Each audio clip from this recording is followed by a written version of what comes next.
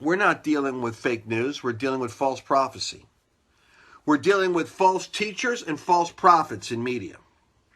Maybe we need a confrontation like Baal with the false prophets in media. Because the miserable liberals, they're always miserable.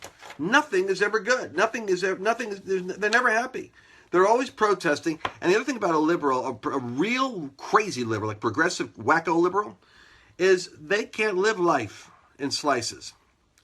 In other words, it's a religion. And they have it worse than evangelicals. Evangelicals compartmentalize. Evangelicals are embarrassed to share their faith. Evangelicals are nervous about bowing their head and praying in a restaurant. Evangelicals in polite society hardly ever witness.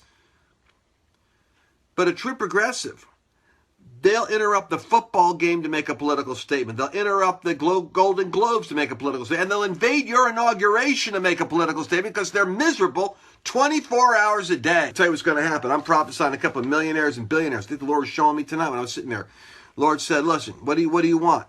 And I said, well, the Lord basically said, well, what needs to be done? So I'm looking at that television program. I said, what needs to be done is we need to have outlets for the truth to be told in ways that are powerful and penetrating, that can contradict the propaganda of the false prophets of Baal, get under the spirit of Elijah and speak the truth, because Donald Trump's going to need surround sound in America with new voices rising up, intelligently mobilizing activists for the book of Acts. Bam!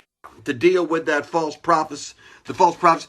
And I pray for new media, new artists, new politicians, new think tanks, new lawyers, new journalists.